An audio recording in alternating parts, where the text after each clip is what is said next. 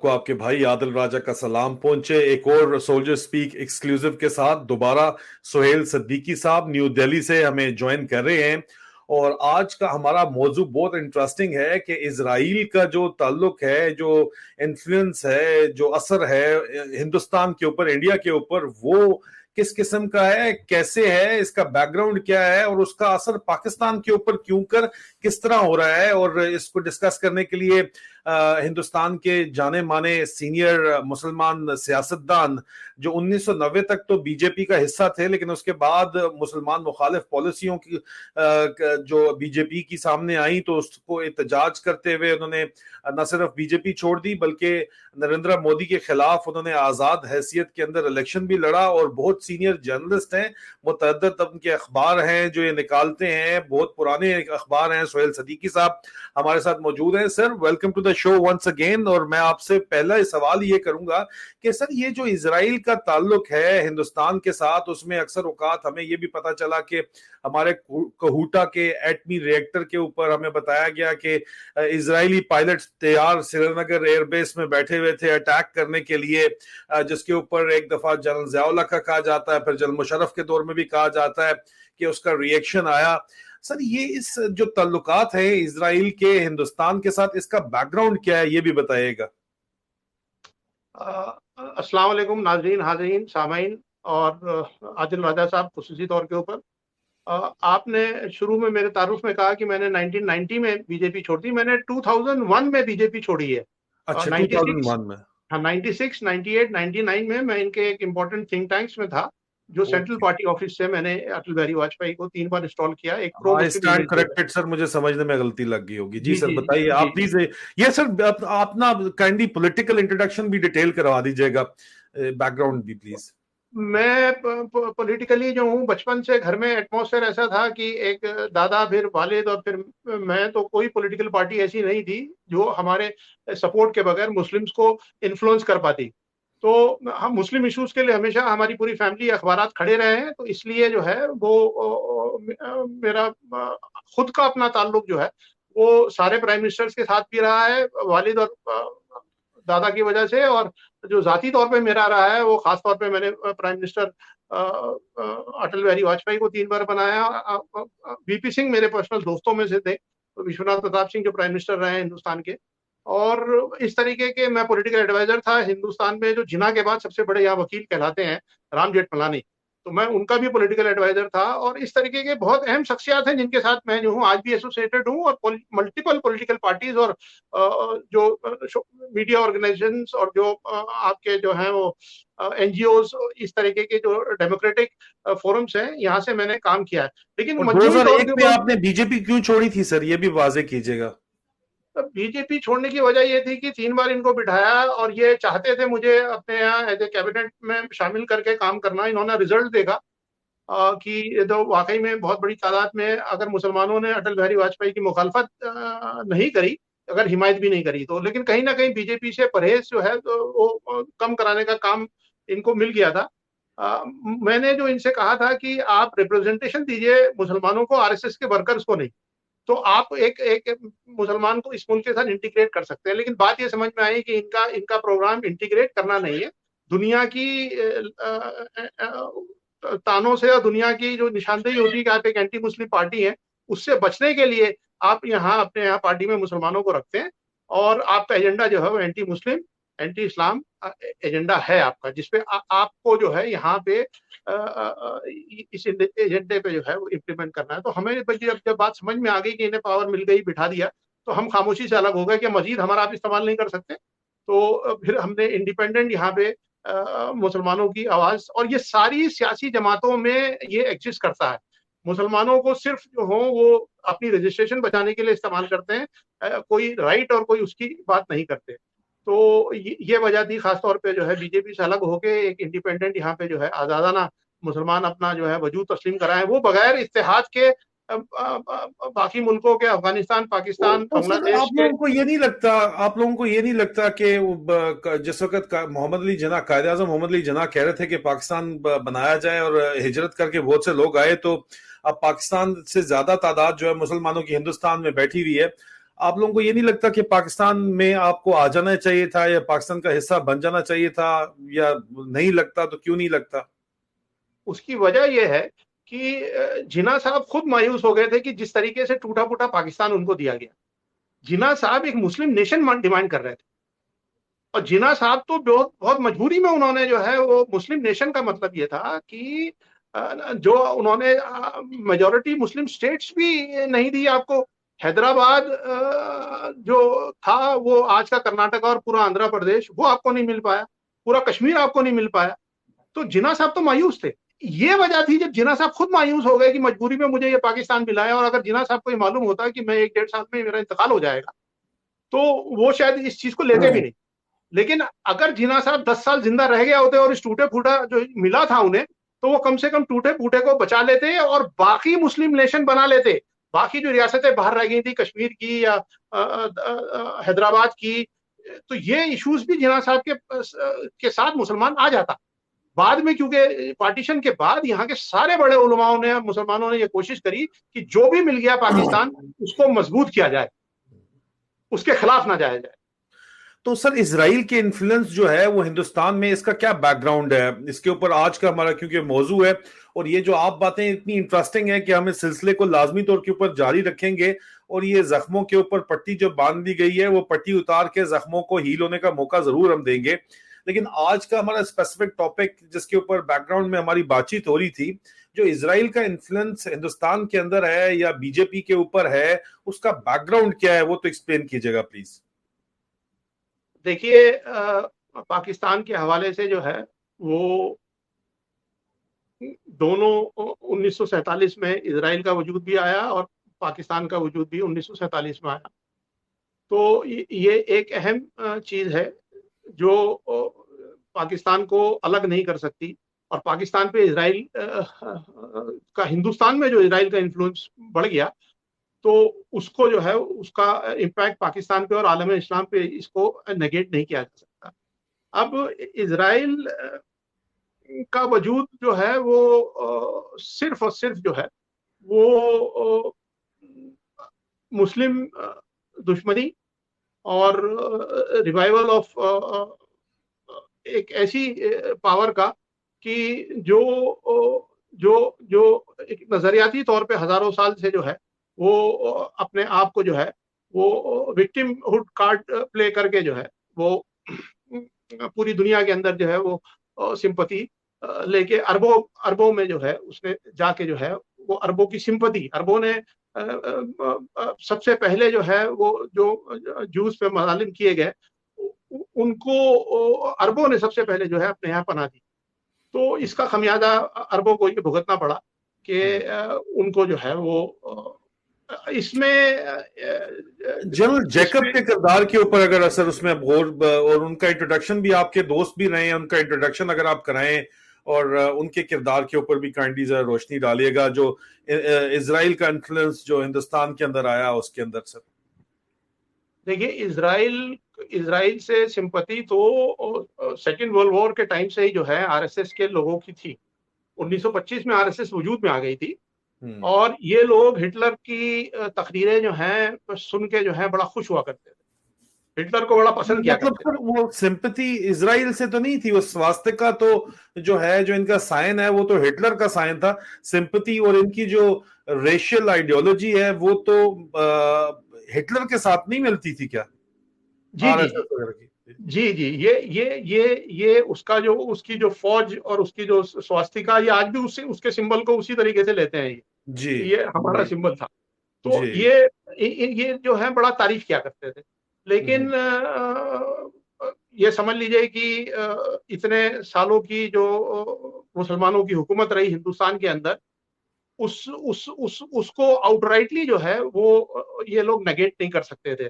कितना कंट्रीब्यूशन है हिंदुस्तान के मुसलमानों का, जदीद हिंदुस्तान को और साबका के हिंदुस्तान में मुसलमानों का जबरदस्त कंट्रीब्यूशन। तो इन लोगों ने आजादी के बाद से जो है वो एक खुफिया मुआहदा जो है, जो इस वक्त सरकार बनी आजादी के बाद की कांग्रेस सरकार की, तो वो डरती थी इजराइल से अपने रिलेशन ओपनली डिक्लेयर करने में। तो इजराइल की पूरी तरीके से मदद की गई हिंदुस्तान की सरकार से, और इजराइल से पूरा समझौता किया गया। अब इसमें मैं आपको छोटा सा जो हूँ कि इजराइल का कितना इन्फ्लुएंस था कि जो 71 की जंग हुई है बांग्लादेश के साथ, तो उसको जो सहरा मिला जंग का वो इंदिरा गांधी को मिला कि इंदिरा गांधी ने दुर्गा बन के पाकिस्तान को डिवाइड कर दिया। और हमारे जनरल मानेक शॉ हुआ करते थे, उनको भी बहुत एजाज से नवाजा गया कि आपने जो है वो field marshal Sam Manekshaw. जी जी, मानेक शॉ साहब को जो है वो एजाज दिया गया कि आपने जो है वो 90,000 पाकिस्तानी फौजियों को सरेंडर कराया बाकायदा। तो ये एक वो मकाम था। इसके पीछे की तारीख बहुत कम लोग जानते हैं कि जनरल मानेक शॉ के नीचे जो थे एक जनरल JFR जैकब थे, जो एक ज्यू थे इंडियन आर्म फोर्सेस में। और उनको जो है ईस्टर्न कमांड का इंचार्ज चार्ज था उनके पास था इस जंग में। तो दौरान जंग जब उनको ये ऑर्डर हुआ कि आप जो हैं वो अब ये हो गया है, हमें विड्रॉ कर लेना है, हमें जो है ये जंग खत्म कर देनी है। ये जंग खत्म करने का इंडिया पे इसलिए प्रेशर था कि किसिंजर और निक्सन और इंदिरा गांधी और मानेक शॉ इस नतीजे पे पहुंचे थे भाई जितना था हम लोगों ने जो है इससे ज्यादा हम किसी मुल्क में इंटरफेयर नहीं करेंगे, हो गया जितना होना था। तो आप जो है सरेंडर कराने के लिए जो है वहां ढाका में जो है एंटर नहीं करेंगे। तो ये जो जनरल थे, जनरल JFR जैकब, ये हमारे साथ इंटेलेक्चुअल सेल बीजेपी में थे और 96, 98, 99 में रिटायरमेंट के बाद तो ये बताया करते थे कि मैंने सारे ऑर्डर्स को इग्नोर किया और मैं अपनी कमांडेंट को लेकर जो हूँ ढाका में गया और मैंने इंश्योर किया कि मैं जो हूँ वो इनको वहां सरेंडर कराऊं। और मुझे वो प्लेजर मिला कि किस तरीके से फौजियों को जो है मैंने, तो ज्यू का जो इनके पास जो एक नजरिया था कि पाकिस्तान को हमें, इजराइल को हमें जो है वो इन्फ्लिक्ट करना है, एक इस्लामिक स्टेट को डिवाइड करना है और इन्हें एक ह्यूमिलेटिंग डिफीट दिखानी है। तो वो विक्ट्री जो थी वो JFR जैकब ने दी इनको। वो वो वो वो इजराइल ने जो है पाकिस्तान तोड़ा है। तो इजराइल का तो एक खुफिया जो एजेंडा था वो पाकिस्तान के खिलाफ जो था पहले दिन, जिस दिन पाकिस्तान तो वजूद में ये आया है। जनरल JFR जैकब वही हैं जिनको उनकी वफात के ऊपर फुल मिलिट्री ऑनर्स और बरियल के साथ इजराइल में दफनाया गया सर? ये वही जनरल जैकब है, हिंदुस्तान जी के जी जनरल? जी जी जी, ये इनको इतना ज्यादा जो है इस चीज प्राउड फील करते हैं इजरायली कि हमारे जो है वो हिंदुस्तान में जिसने जो है वो बुनियाद रखी है। अब जनरल JFR जैकब जो थे वो इंतकाल के बाद जो थे उनको पहले तो वाजपेयी सरकार ने इन्हें गवर्नर बनाया गोवा का और पंजाब का भी गवर्नर बनाया। तो इनको गवर्नर बनाया, पॉलिटिकल ओहदे थे ये रिटायरमेंट के बाद जब पावर में आ गए वाजपेयी। और उसके बाद उनके इंतकाल के बाद इन्हें जो है वो दिल्ली में रहते थे रिटायरमेंट के बाद। और उसके बाद इनको जो है इनके इंतकाल पे बड़े एजाज के साथ जो है इसराइल ने जो है जेरूसलम में इनकी जो है वो कब्र जो है वो बाकायदा जो है नाम प्लेट के साथ जो है उस एजाज के साथ दी, जो बहुत कम लोगों को दुनिया में हाजिर है। मेन बात ये थी कि ये JFR जैकब जो थे ये मिलिट्री के आदमी थे और इनके पास वो नजरिया था, एंटी पाकिस्तान नजरिया था। अब मैं एंटी पाकिस्तान नजरिए में इस नजरिए को नहीं रखूंगा कि उनके पास एंटी मुस्लिम नजरिया भी था, क्योंकि वो एंटी पाकिस्तान नजरिया उनके पास जरूर था। और वो नरेंद्र मोदी के गुरु थे। पार्टी के अंदर घंटों जो है नरेंद्र मोदी अगर किसी आदमी से मिलते थे सबसे ज्यादा, तो वो जो है वो जब जनरल सेक्रेटरी थे पार्टी के नरेंद्र मोदी, तो वो जनरल JFR जैकब के थे। और जैकब की आइडियोलॉजी जो थी वो नरेंद्र मोदी की गुट्टी में है। और नरेंद्र मोदी को टोटल जो है वो ग्रूमिंग और जो अपब्रिंगिंग करी है वो पूरा इसराइल ने करी है। इसराइल के एक खास आदमी जो थे वो बीजेपी जिस दिन बनी है उस दिन से वो लिंक थे बीजेपी के और इसराइल के बीच में। वो थे कुंदरेन एल्स। ये एक जर्नलिस्ट हैं और ये इलीगली हिंदुस्तान में पिछले 40 साल से यहाँ रह रहे हैं और इनको पूरी सरपरस्ती हासिल है डीप स्टेट की, इंडिया के। और इनकी किताबें भी मौजूद हैं बाजार के अंदर, अयोध्या एंड आफ्टर और इस तरीके से, और हिंदुत्व पे ये सारी चीजें करके। तो इनका काम सिर्फ ये था कुंदरत एल्स का कि हिंदुस्तान के मुसलमानों पे सारी सियासी जमातों में और सारी सियासी जमातों के मुसलमान के मुतालिक क्या एजेंडे हैं उस पर नजर रख के आप जो है वो इसराइल में फीडबैक करें। और इसराइल से जो है वो बीजेपी को पूरा जो है वो क्या फरमान बीजेपी को करने चाहिए मुसलमानों के मुतालिक, उसका पूरा एजेंडा जो है वो ये कुंदन एल्स चलाते थे, और ये भी सबसे ज्यादा नरेंद्र मोदी के ही कमरे में जो है वो बैठा करते थे, नरेंद्र मोदी को ही जो है। तो पहले दिन से जब पावर में नहीं थे नरेंद्र मोदी, तभी से इजराइल नरेंद्र मोदी को ग्रूम कर रहा था। और जो 2014 में नरेंद्र मोदी को जो लाया गया है, वो सिर्फ जो है वो इसलिए लाया गया है कि नरेंद्र मोदी जो है वो बहुत बड़ी हिमायत के साथ इसराइल के इसलिए आए हैं कि इनका स्ट्रैटेजी ये थी कि वेस्टर्न बॉर्डर पे हिंदुस्तान से जो है वो पाकिस्तान को एंगेज करो, और उसके लिए हमें एक बहुत बहुत जो है वो हार्डकोर नेशनलिस्ट हिंदुस्तान के अंदर एक लीडर ऐसा चाहिए जो हमारे कहने पे चले, क्योंकि दूसरे बॉर्डर पे तो वैसे ही पाकिस्तान एंगेज था, अशरफ गनी खान वगैरह की सरकार ने जो है वो अफगानिस्तान बॉर्डर पे जो है वो एंगेज कर रखा था।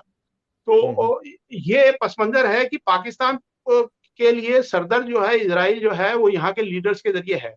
अब इतना ज्यादा खुला प्रो इजराइल लीडर जो है वो हिंदुस्तान की तारीख में नरेंद्र मोदी के अलावा कोई नहीं आया। तो ये बैकग्राउंड है जो इफेक्ट कर रहा है पाकिस्तान को।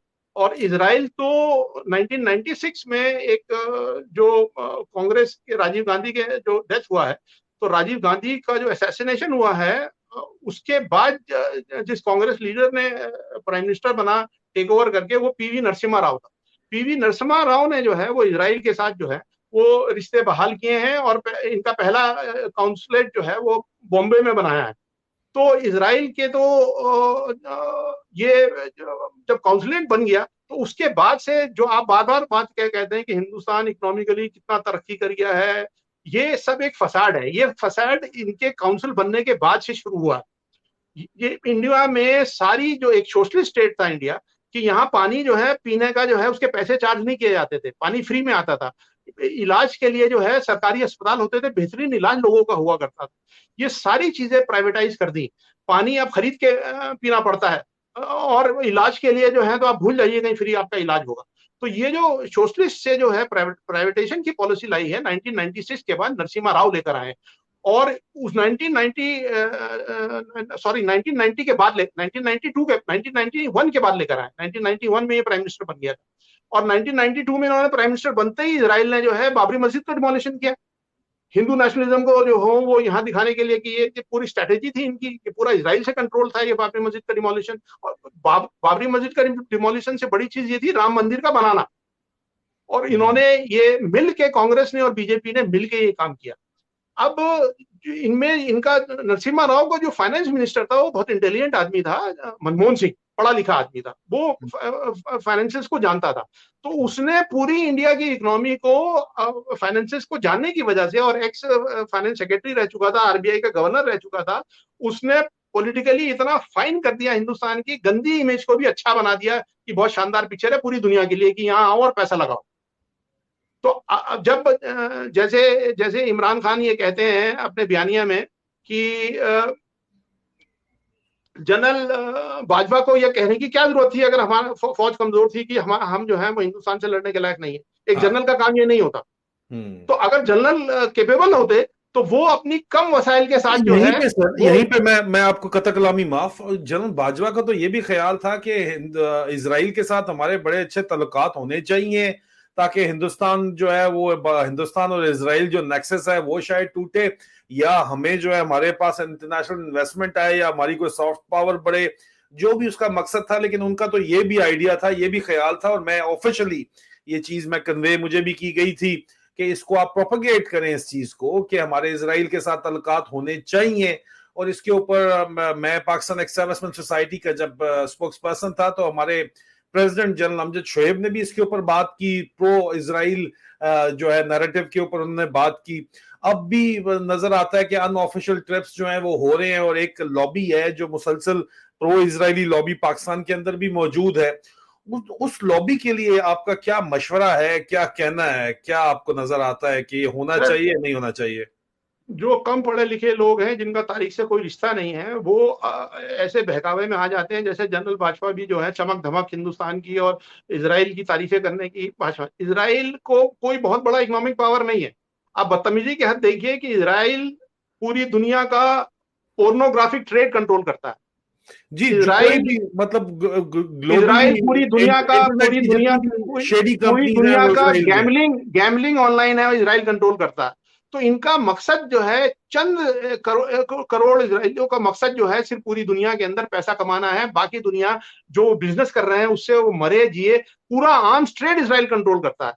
हम्म। वो लड़ा के रखता है पाकिस्तान को और हिंदुस्तान को। पाकिस्तान में भी जो है हथियार घूम फिर के वहीं से आते हैं, और हिंदुस्तान में तो बीजेपी सरकार बनने के बाद चंद हजार करोड़ रुपए का डिफेंस बजट जो है वो लाखों करोड़ में पहुंच गया।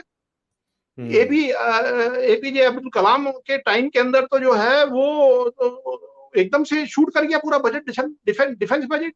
तो ये हम्म। सारा खेल इसराइलियों का हिंदुस्तान पे कब्जा करने का खेल ये, और पाकिस्तान को इस तरीके से जर्नलिस्ट के जरिए जो है वो जो एक आम स्टेट बना के जो है वो जिंदा रखना। मकसद ये है कि हिंदुस्तान से खूब अच्छी तरीके से गाय है इसकी खूब दूध निचोड़ो, और मोदी को और एंड कंपनी को इन्होंने इसीलिए जो है आगे किया है।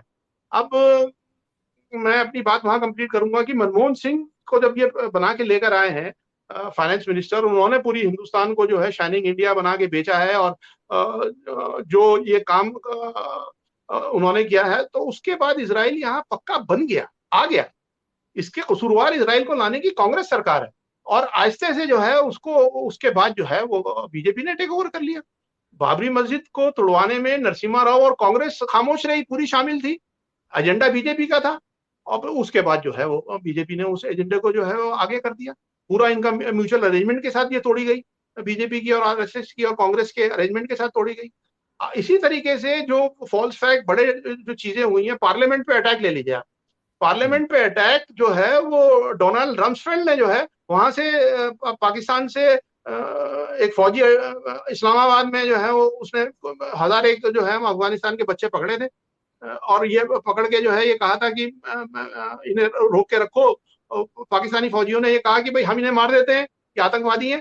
तो उन्होंने कहा नहीं तुम नहीं मारोगे, मैं खुद ही आके मारूंगा। वो आया बेसमेंट पे इस्लामाबाद की एक, और वो पॉइंट ब्लैंक वहां उन्हें शूट कर रहा था, थक गया मारते मारते।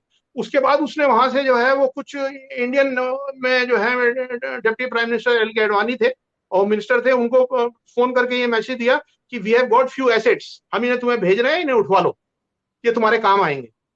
और 4-5 लोगों को कश्मीर के बॉर्डर से इन्होंने दिल्ली भेजा। उन्हीं लोगों ने जो है वो आरडीएक्स की गाड़ी लेके पार्लियामेंट में घुस के काम किया। तो अमेरिका तो इस हद तक कंट्रोल करता है कि अमेरिका यहां से पकड़ के हिंदुत्व सरकार को लोगों को भेजता है कि तुम जो हो पाकिस्तान को बदनाम करो और हिंदुओं को एक करो। ये सब इसराइल का काम। तो इसके अंदर कोई बहादुरी नहीं है। ये इन लोगों ने ये किया, मैं इसका चंद लोगों में से लाइव गवाह हूं, तो मुझे ये डिनाई नहीं कर सकते। इसी तरीके से जितने फॉल्स फ्लैग हुए हैं, 26/11 को ले लीजिए जो मुंबई में हुआ, वो टोटल जो है वो भी पूरा स्पॉन्सर्ड फॉल्स फ्लैग था। रिचर्ड जो उसका दूसरा नाम मुझे याद नहीं आ रहा, जो अमेरिकन सिटीजन था, आर्मिटाज। आर्मिटाज। रिचर्ड नहीं नहीं, रिचर्ड रिचर्ड आर्मिटाज। हेडली था, David Headley. David David. Headley जो पकड़ा गया था, अमेरिकन सिटीजन था, 26/11 की कॉन्स्पिरेसी में। उसको तो अमेरिकन ने अपने यहाँ जेल कर दी कि हम इसे हवाले नहीं करेंगे, ना पाकिस्तान के ना हिंदुस्तान के, है ना। और वो हम्म। पाकिस्तानी जो बेचारा पकड़ा गया है, जो उसको जो है वो ये जो है ये कहते हैं कि हाँ हमने इन्हें डिपोर्ट कर दिया, हमने इसे हवाले कर दिया। करने वाले तुम्हारे जो थे आरएसएस वालों ने जो है एक बेचारे शरीफ जो आदमी था जो वहां ताज होटल में पहुंचा था, उसको जो है वो गोली मार दी। जो पुलिस इंस्पेक्टर था, उसका नाम मुझे याद नहीं आ रहा, वो बहुत शरीफ आदमी था, आरएसएस के खिलाफ सारी इंक्वायरी कर रहा था। उसको सारे राज मिल गए थे कि आरएसएस और इजराइल किस तरीके से हिंदुस्तान पे ये फॉल्स फ्लैग कराते हैं। नहीं मतलब सर तो 26/11 आप कह रहे हैं कि फॉल्स फ्लैग ऑपरेशन था? Sir it was a false flag operation. और उसमें इन्वॉल्व कौन कौन था सर? इसमें जो उस वक्त की एक बहुत बड़ी हिंदुत्व की, देखिए कांग्रेस और बीजेपी में कोई फर्क नहीं है। कांग्रेस का सॉफ्ट हिंदुत्व जो है वो पूरी तरीके से जो है ये सारी चीजें करता है, ठीक है। और बीजेपी का भी जो है वो हिंदुत्व ये सारे काम करता है। तो इसमें अ, ये अमेरिकन का था कि हिंदुओं को, मुसलमानों को, पाकिस्तान को एक खतरा दिखाओ हिंदुस्तान के लिए। और मुसलमानों को वो हिंदुस्तान इंस्पेक्टर की का नाम सरहदी सर भाव। हिम्मत हिम्मत करकरा था, हिम्मत करकरा, वो जो हेमंत करकरे। जी हिम्मत हेमंत करकरे, करकरे। हिम्मत हाँ हाँ। Karkare ji. Hemant Karkare. ATS police officer का नाम हिम्मत करकरे था जी। जी जी। हेमंत करकरे को इन लोगों ने जो है, हेमंत करकरे इन्वेस्टिगेशन कर रहे थे, जी है ना। जी जी बड़ी जबरदस्त जी। इन्वेस्टिगेशन बिल्कुल कंप्लीट होने वाली थी उनकी। तो अब कांग्रेस के पास अच्छा, ये जो बंदे अपने। पकड़े गए थे, ये अफजल कसाब वगैरह हो गए, और यहाँ पे पाकिस्तान में जियो न्यूज वगैरह ने जो है बड़ा जबरदस्त उस पर चलाया था, उनके घर पहुंच के बताया था, और अभी भी वो हुकूमत के साथ ही मिले हुए।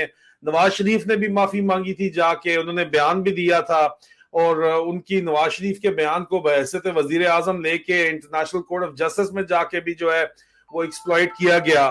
तो इसका सर मतलब ये क्या, इसका बैकग्राउंड जो है वो आपको क्या इसका मतलब क्योंकि पाकिस्तान के लिंक थे इस ऑपरेशन के साथ, या इस्तेमाल किया गया हमेशा से, ये क्या मतलब इसका बैकग्राउंड था नहीं सर, किस तरह फॉल्स नहीं नहीं फ्लैग सर, था? ये जिस तरीके से आज इम्पोर्टेड सरकार बैठी हुई है, और वो जो है वो जनरल आसिम मुनीर के सारे गैर कानूनी कामों को सर्टिफिकेट दे रही है, और उसी तरीके से नवाज शरीफ ने जो है वो हिंदुस्तान की गुलामी करते हुए ये सर्टिफिकेट दिया था। ये वो माइंडसेट है जो भाजपा का माइंडसेट है, कि हमें इजराइल से दोस्ती करनी चाहिए, हम हिंदुस्तान से लड़ना नहीं चाहिए, हम्म हमें हिंदुस्तान की गलत बातों को जो है वो बर्दाश्त करना चाहिए, हमें हम्म हिंदुत्व को जो है वो आगे सरेंडर कर देना चाहिए। तो नवाज शरीफ वगैरह की ये मेंटालिटी है। उस मेंटालिटी के तहत इन लोगों ने उस चीज पे बिल्कुल भी जो है वो सरेंडर किया हिंदुस्तान की उस पॉलिसी पे, कि वहां हिंदुत्व को फायदा हो। आ, कहीं दूर दूर भी अफजल गुरु को जो फांसी हुई, वो तो बेचारा कश्मीर के अंदर जो है वो एक जो हर आदमी अपने हकूक के लिए लड़ने वाला आदमी था, तो वो अपना जो है वो काम करता था। बाद में इंटेलिजेंस वालों ने उसको जो है पैसे देके जो है कुछ काम कराने शुरू किए, बाद में उसकी शादी हो गई। उसने कहा भाई मेरा इन सब चीजों से कोई लेना देना नहीं, मैं तुम्हारा ये कोई काम नहीं करूंगा। तो फिर ये वहां एक सरदार डीएसपी दविंदर सिंह था ऑफिसर, उसने ये रिक्वेस्ट करी कि भाई मेरे पास दिल्ली से ये आखिरी काम के लिए ऑर्डर आया है, कश्मीर बॉर्डर के ऊपर कुछ 3-4 लड़के आएंगे, तुम्हें उनको जो है अपने ट्रक में बिठा के, जो फलों का ट्रक ले जाते हो तुम दिल्ली, उसमें ले आके आखिरी बार छोड़ के आना, इसके बाद हम तुमसे कोई काम नहीं लेंगे। तो उसको बहुत दिन तक रिक्वेस्ट करी, फिर वो जो है उसने कहा अच्छा जी मैं ये कर देता हूँ, वो छोड़ के गया इनको यहाँ, और अगले दिन पार्लियामेंट में घुस गए।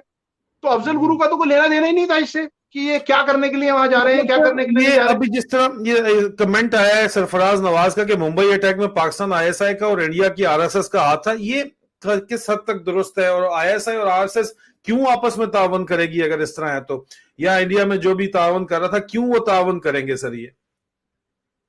सर एक डीप स्टेट है, जो जैसे कल की गुफ्तगू में, परसों की गुफ्तगू में आपने ये कहा था कि इंडियन हेजेमनी, ऐसा लगता है सब पूरी तरीके से जो है वो सब ये प्लेयर सेट हो गए हैं, और ये फिक्स मैच जो है वो चल रहा है ना। हम्म तो हम्म ये उसका पार्ट है कि आपके यहाँ आईएसआई को जब रमसफेल्ड बैठ के जो है वहां से जो है टेररिस्ट को भेजता है, और अमेरिका का सबसे बड़ा एजेंडा ये है कि हम टेररिज्म के खिलाफ लड़ाई कर रहे हैं, और खुद टेरर एक्टिविटीज के लिए जो है हिंदुस्तान में जो है वो लोगों को भेजता है और मदद करता है हिंदुत्व की। तो ये आईएसआई तो बहुत छोटी चीज हो गई अमेरिका के लिए। अमेरिका तो इसको पूरी तरीके से जो है ये सीआईए और ये लोग जो हैं वो इस्तेमाल करते हैं आईएसआई और इन लोगों को इस एक्टिविटीज के अंदर, कि पाकिस्तान को एक मिलिटेंट स्टेट दिखा के आपको अमेरिका खत्म को, करना है। जी ये तो ठीक है सर, ये तो बात समझ आई, लेकिन अमेरिका को क्या फायदा हुआ 26/11 का? सर अमेरिका को ये फायदा हुआ कि एक तो आर्म्स इंडस्ट्री में जो है वो, जब उन्होंने पाकिस्तान को दिखा के कि ऐसी कार्रवाई करता है और ये ऐसा स्टेट है, तो तुम्हें इसके बचने के लिए हिंदुस्तान के पॉलिटिशियंस भी खुश हो गए कि यार हिंदू डर रहा है, देखो अब हम अपना आर्म्स बजट बढ़ाएंगे तो वो खुश होगा, भारत मजबूत हो रहा है।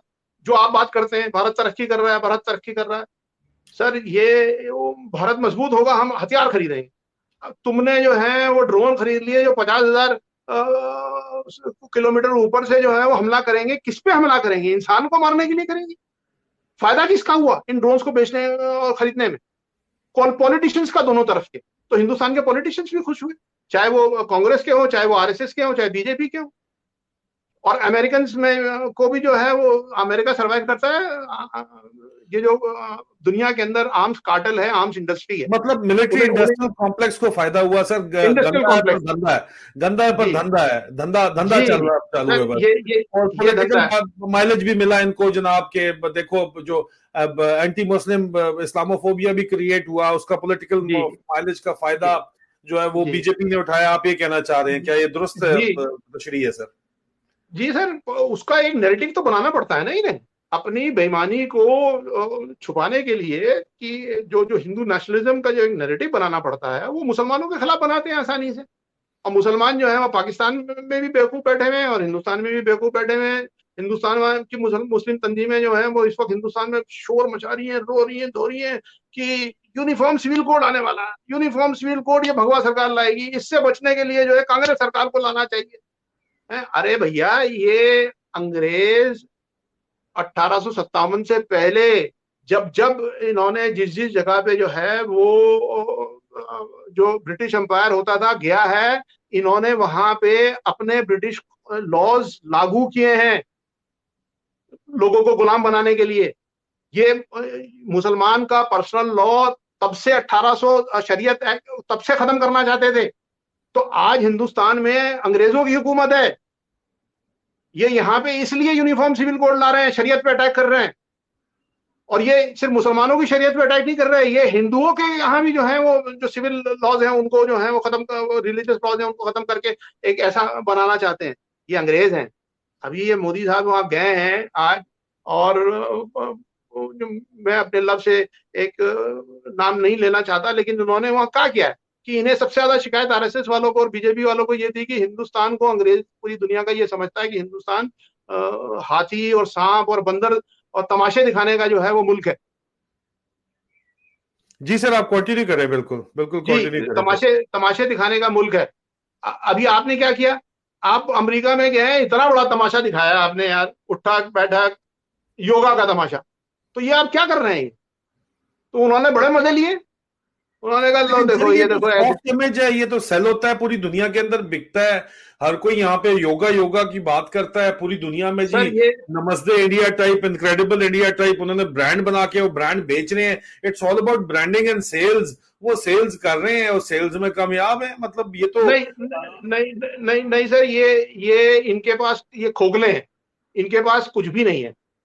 तो ये जो योगा की जिसकी बात करते हैं, योगा की तो दुनिया को सबसे बड़ा योगा नमाज ने दिया है। नमाज से बड़ा कोई योगा नहीं है। दिन में 5 बार वजू करते हैं, नाक में बड़े पानी डालते हैं, कुल्ली करते हैं, पूरा तयम्मुम, पूरा जो हाथ पैर करते हैं, धोते हैं, उठक बैठक पूरी तरीके से करते हैं। नमाज से बड़ा कोई योगा नहीं है। तुम्हारे पास, तुम्हारा ये क्या योगा है? ये तुमने मजाक बना लिया। वो जाके वहां जो है वो तुमने योगा किया। तो ये सब, ये वहां से भी अभी खाली हाथ आएंगे, वहां से कुछ मिलने वाला नहीं है, क्योंकि अमेरिकन जो है वो बेवकूफ नहीं है। अच्छा सर, ये बताइए कि आपने बताया कि गुज़श्ता जो हमारा परसों जो एक दिन पहले जो प्रोग्राम हुआ, उसके बाद आपने बताया कि पाकिस्तानी हुकूमत ने शिकायत की है आपकी इंडियन एनआईए से मेरे साथ प्रोग्राम करने के ऊपर। ये क्या माजरा है? सर मैंने पाकिस्तान हुकूमत नहीं लिखा है, एक पाकिस्तानी जो ये आपका प्रोग्राम जिसने देखा है, जी, उसने रिपोर्ट की एनआईए है। को जो है, उसने एनआईए को जो है वो एनआईए के हैंडल को टैग करके लिखा है कि भाई ये एक हिंदुस्तान में नई दिल्ली में ये कौन सा मोमिन है, जरा इसकी इन्वेस्टिगेशन करिए। अच्छा अच्छा अच्छा अच्छा अच्छा, तो ठीक। ये माइंडसेट जो है, ये माइंडसेट है। मैं आपको दूसरी बड़ी बात बताऊं, देखिए, जी सर। बीजेपी में भी बहुत बड़े जो हैं वो एंटी अमेरिकन, एंटी यूएस और एंटी इजराइल लोग हुआ करते थे, जब हम बीजेपी का पार्ट हुआ करते थे। तो उन लोगों का भी जो है बहुत बड़ा कंट्रीब्यूशन है कि जिन्होंने जो है वो हिंदुस्तान में बहुत सारी आवाजों को जिंदा रखा है। लेकिन अब ये सब चीजें खत्म हो गई है हर सारी हम्म जमातों से।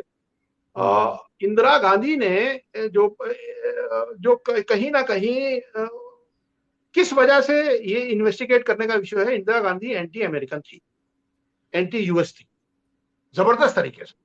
और 1975 में उसने जब वो यहाँ इमरजेंसी लगाई थी, उसी दौरान उसने एक इंडिया में एक कमीशन बनाया, सीआईए एक्टिविटीज इन इंडिया, और जस्टिस पीडी कुडाल को जो है उसका चेयरमैन बनाया। और उस कमीशन ने जो है इन्वेस्टिगेशन करके कि सीआईए हिंदुस्तान में क्या एक्टिविटीज कर रहा है इसको दिया जाए। उस कमीशन की जो रिपोर्ट आई वो बड़ी इंटरेस्टिंग थी कि अमेरिका जो है 1950 से जो है वो यहाँ के जितनी सोशलिस्ट जो ये सुर्खे होते हैं उन सोशलिस्टों को अमेरिका पैसा देता है कि हिंदुस्तान का रेलवे ट्रैक तोड़ दो, हिंदुस्तान की जो पब्लिक सेक्टर अंडरटेकिंग्स है यहाँ हड़ताल करा दो, चलना ना पाए ये जो फ्री गरीबों को खाना देते हैं, राशन देते हैं, तो इस पॉलिसी को खत्म करो, अब ये सब प्राइवेट होना चाहिए, ये क्या दुनिया का जो है असासा खराब कर रहे हैं। ठीक है, तो ये सारा फाइनेंस था अमेरिका के जरिए। और दूसरी तरफ अमेरिका जो है उस जहनीत को फाइनेंस कर रहा था जो आरएसएस की, नरेंद्र मोदी जैसी लोगों को सबको ट्रेनिंग कर रहा था। जब ये पूरा निकाल दिया, इंदिरा गांधी ने ये कमीशन बनाकर पूरी रिपोर्ट निकाल दी कि कोई लाल घोड़ा कराता था उसको 50 लाख रुपए महीना मिलता था, कोई सफेद घोड़ा कहलाता था, कहां से पैसे आते थे, तो इंदिरा गांधी ने ये पूरा प्लेटफॉर्म पे लाके रख दिया कि अमेरिका हिंदुस्तान में कर क्या रहा। तो ये अमेरिकन जो है इन्होंने इंदिरा गांधी की 1977 में फर्जी इल्जाम लगा के उस पर मुकदमा करा के, जिस तरीके से भुट्टो को मरवाया था, जिस तरीके से इमरान खान पे ये फर्जी मुकदमे करा रहे हैं, इंदिरा पे जो है वो फर्जी मुकदमा पटना में एक अदालत से करा के उसकी सरकार को जो है वो निरस्त करने के लिए इसकी वजह से इमरजेंसी लगानी पड़ी अमेरिकन। और 1977 में जो है वो इलेक्शन डिक्लेयर, इंदिरा गांधी ने इलेक्शन को डिक्लेयर करना पड़ा, इलेक्शन में इंदिरा गांधी हार गई। हारने के बाद ये बीजेपी आरएसएस वालों की सरकार बनी, मुरारजी देसाई जो पेशाब किया करते थे वो प्राइम मिनिस्टर बने, अटल बिहारी वाजपेयी उनके फॉरेन मिनिस्टर बने, और एल के अडवाणी भी उनके जो है वो मिनिस्टर बने उसमें। तो ये सारी आरएसएस ने पहली बार हिंदुस्तान में इस तरीके से सरकार गिराई थी।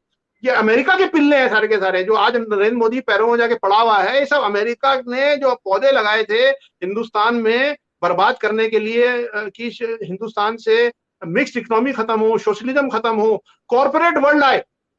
ये कॉर्पोरेट वर्ल्ड ने जो है हिंदुस्तान को गुलाम कर दिया है मुकम्मल तौर के ऊपर। गुलामी तो खैर ये शुरू हो गई थी जिस वक्त जो है वो मनमोहन सिंह की सरकार आई है और आपने जो है वो अपनी इकोनॉमिक पॉलिसीज जो है लिबरलाइजेशन के नाम पे जो है आपने पूरे हिंदुस्तान का बेड़ा गर्क कर दिया था। और ये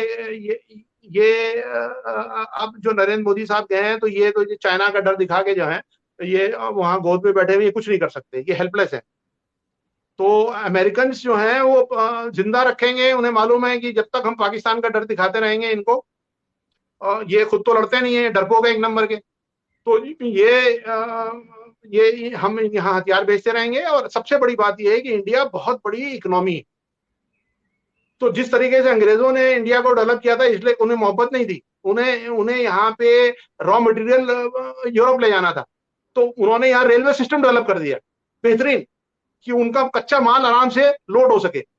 इसी तरीके से अमेरिकन ने हाईवेज डेवलप कर दिए हैं, यहाँ पे कॉर्पोरेट वर्ल्ड ने बहुत सारी चीजें डेवलप कर दी हैं जो हिंदुस्तान का पूरे का जो है खून निचोड़ लेंगी। लेकिन कहाँ इन लोगों ने हिंदुत्व को जो है वो ये एश्योरेंस दिया इजराइल ने कि भाई देखो इस पैसा कमाने में, जैसे हम पूरी दुनिया के अंदर 1 करोड़ है लेकिन पूरी दुनिया के सारे असासे हमारे पास हैं 95%, इसी तरीके से तुम ब्राह्मण जो हो पूरे हिंदुस्तान के 5% हो, तुम्हें कुछ नहीं होगा, तुम्हारे घरों की हिफाजत रहेगी, तुम्हारे बच्चों को नौकरी रहेगी। जो आप बात करते हैं गूगल में भी इंडियन मिलते हैं, फलानी भी इंडियन मिलते हैं, दुबई में भी इंडियन मिलते हैं, ये सिर्फ वो 5% ब्राह्मण है। बाकी 95% इंडिया जो है जो नॉन ब्राह्मण है वो जो है रोटियों को तरस रहा है, लाले पड़े हुए। तो ये आगे जाके जो ये शाइनिंग इंडिया की जो शाइन है सर, आप कह रहे हैं कि ये एक मखसूस तबके तक महदूद है, उससे आगे नहीं है, ये आप कह रहे हैं? जी जी जी, क्योंकि इनके यहाँ देखिए, इनके यहाँ वो कॉन्सेप्ट नहीं है। एक पाकिस्तान के अंदर ड्रॉबैक ये है कि पाकिस्तान में प्रॉपर्टी टैक्स नहीं है। पाकिस्तानियों में जो है वो टैक्स सिस्टम जो है शुरू से नहीं था, और आर्मी का बहुत बड़ा खर्चा पाकिस्तान के हर शहरी को उठाना पड़ा। हिंदुस्तान के अंदर जब तक इन्हें बाहर वालों ने मदद नहीं करी है, इन्होंने अपनी आर्मी को लिमिटेड रखा है। ये पिछले 20 साल के अंदर जो है वो मनमोहन सिंह के आने के बाद से जो है ये आर्मी का बजट बढ़ा, वरना हिंदुस्तान में प्रॉपर्टी टैक्स होता है, मकान बनाओ हाउस टैक्स होता है। इससे इंडियन गवर्नमेंट बहुत रिच है, उसके बाद बहुत पैसा है, पॉपुलेशन ज्यादा है, हर आदमी से टैक्स मिलता है।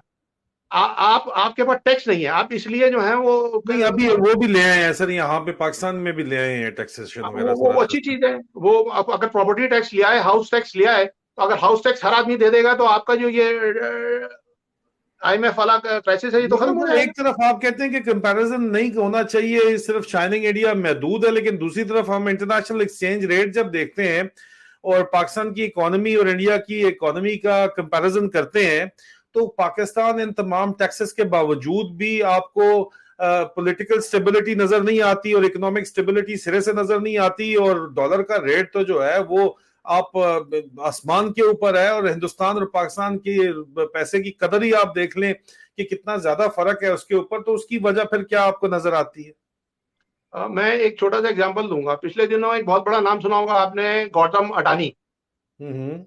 अडानी जो है वो दुनिया के सबसे रईस आदमी हो गए, 2 नंबर पे पहुंच गए, 1 नंबर पे पहुंचने वाले हैं, 3 नंबर पर हैं। और कैसे उनका जो है वो पूरा एम्पायर फिसल आउट कर गया, आज कोई नाम लेने वाला नहीं है। हम्म।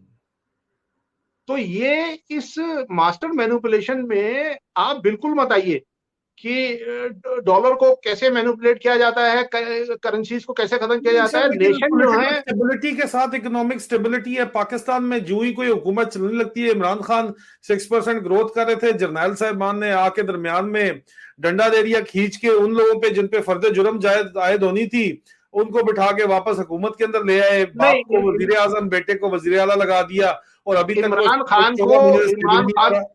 इमरान खान को टारगेट करने के लिए उन्होंने जो है वो पूरे दुनिया के जो फाइनेंशियल इंस्टीट्यूशंस हैं उनको एक्टिवेट किया और पाकिस्तान को बैड लाइट में पोर्ट्रे किया। वहीं आप एग्जांपल ले लिए, अगर ये बात थी तो अफगानिस्तान आज क्यों बेटर है?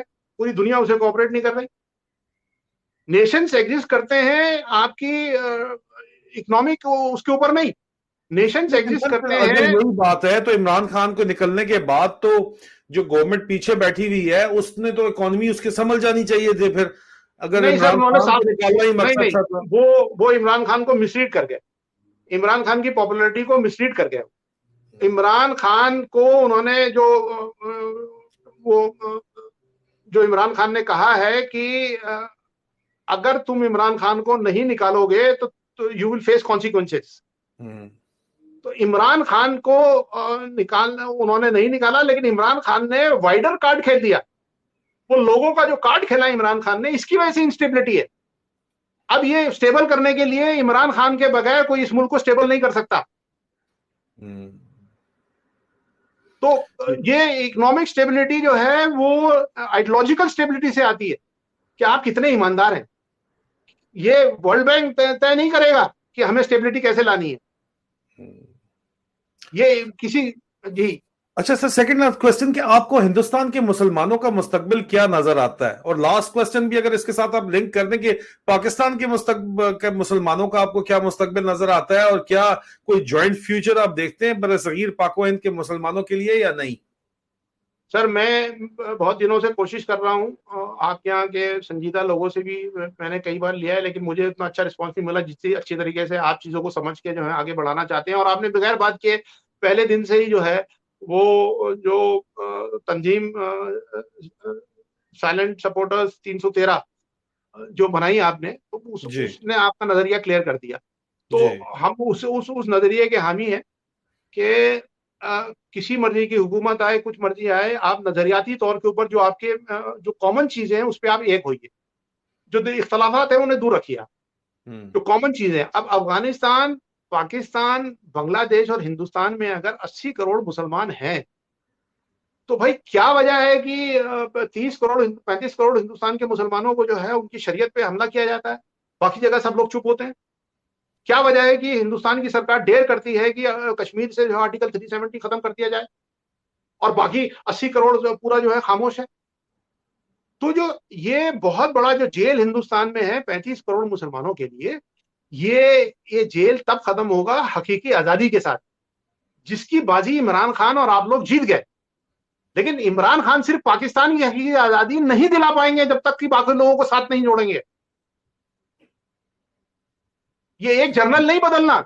मतलब आप ये इमरान खान को कह रहे हैं कि वो अफगानिस्तान के मुसलमानों को भी जो है उनके भी लीडर हैं, उनकी गाइड भी करें, बांग्लादेश के मुसलमानों को भी और हिंदुस्तान के मुसलमानों को भी बहैसियत लीडर जो है वो गाइड करें, ये आप कह रहे हैं? गाइड क्या करें, उन्होंने तो बांग्लादेश में साफ कहा ना कि हमारी फौज ने क्या की गलतियां हैं जो बांग्लादेश में हुआ। हम्म। नहीं, जो हमारी जो हमने जो बंगालियों के साथ डिस्क्रिमिनेशन किया, तो उनको तो गाइड करने की जरूरत नहीं है, वो बांग्लादेश के अवाम की दिल की बात बोल रहे हैं। हिंदुस्तान में कश्मीरियों की उन्होंने दिल की बात बोली कि 1 लाख से ऊपर ज्यादा बच्चे जो है वो शहीद हो चुके हैं, और उन्होंने उस पर स्टैंड भी लिया है। तो जनरल बाजवा ने उन्हें सपोर्ट नहीं किया, मिसगाइड करता रहा। लेकिन इमरान खान को एतमाद में लेना पड़ेगा हिंदुस्तान के मुसलमानों को कि 35 करोड़ से कश्मीर में नहीं, बहुत बाहर के लोग मुसलमान भी जो है उनसे अपना इंटरेक्शन बढ़ाना पड़ेगा। इमरान खान जो है को बिल्कुल नहीं जाना चाहिए था, इंडिया टुडे के कॉन्क्लेव में चले गए। अब वो मीडिया को समझते हैं इंडिया का मीडिया है, वहां चले गए। बहुत सारे ऐसे लोगों से इमरान खान ने जो है वो इंटरेक्शन किया कि जो हम समझते हैं कि इमरान खान की पूरी उसको जो है वो सत्यानाश कर देगा। लेकिन इमरान खान की नीयत अच्छी है, साफ सुथरी है, तो अल्लाह ताला ने इन सब लोगों से उन्हें दूर करके जो है एक दूसरे प्लेटफॉर्म पे बिठा दिया। इमरान अच्छा sir, Khan ji sir please बोले बोले सर। इमरान खान अफगानिस्तान में शायद जो है वो तालिबान के बाद सबसे ज्यादा पॉपुलर लीडर है। इमरान खान जितने पाकिस्तान में पॉपुलर हैं, अगर उन्हें उनकी पॉपुलैरिटी चेक की जाएगी कि तो बर्रे सगीर के अंदर जो अमेरिका के खिलाफ जिसने हकीकी तौर के ऊपर जो रोल इंडिया का होना चाहिए था, इंडिया का रोल होना चाहिए था, ये नॉन अलाइन कंट्री रहा है, ये सोशलिस्ट कंट्री रहा है, ये अमेरिका के खिलाफ रहा है हमेशा, पूरी सियासत इसने ऐसी करी है। लेकिन जो इंडिया को करना चाहिए था कि अमेरिकन हेजेमनी को, अमेरिकन इंपीरियलिज्म को, जो पूरी दुनिया में जो कॉर्पोरेटाइजेशन ने अटैक कर दिया है, इंसान को गुलाम बना दिया है, तो इसके खिलाफ खड़ा होना चाहिए था। कोई नहीं खड़ा हुआ। मोदी तो हिंदुस्तान के लीडर नहीं रहे यार, इतने करोड़ों लीडर की बात करते हैं कि पूरी दुनिया का सबसे बड़ा लीडर। इमरान खान ने दिखा दिया अपनी ताकत से और अपने उससे हिकमत से कि अगर कोई दुनिया का इस पिछले 20 साल में कोई लीडर कहलाने के लायक है, जो लोगों के दिलों के जज्बात की अक्कासी करता है हकीकत में, वो इमरान खान है। चाहे वो सेक्शन सिर्फ 80 करोड़ का ही क्यों ना हो। और बहुत सारे गैर मुस्लिम भी इमरान खान के जो है वो फेवर में रहेंगे जब तक उसकी जो है वो डटा रहा इसे कि एब्सोल्युटली नो। इमरान खान फौजी सोल्यूशन के खिलाफ है, मिलिट्री सोल्यूशन के खिलाफ है, लड़ाई जंग के खिलाफ है। तो ये तो ऑटोमेटिकली उसको लीडर बनाता है, उसको तो किसी को गाइड करने की जरूरत ही नहीं है।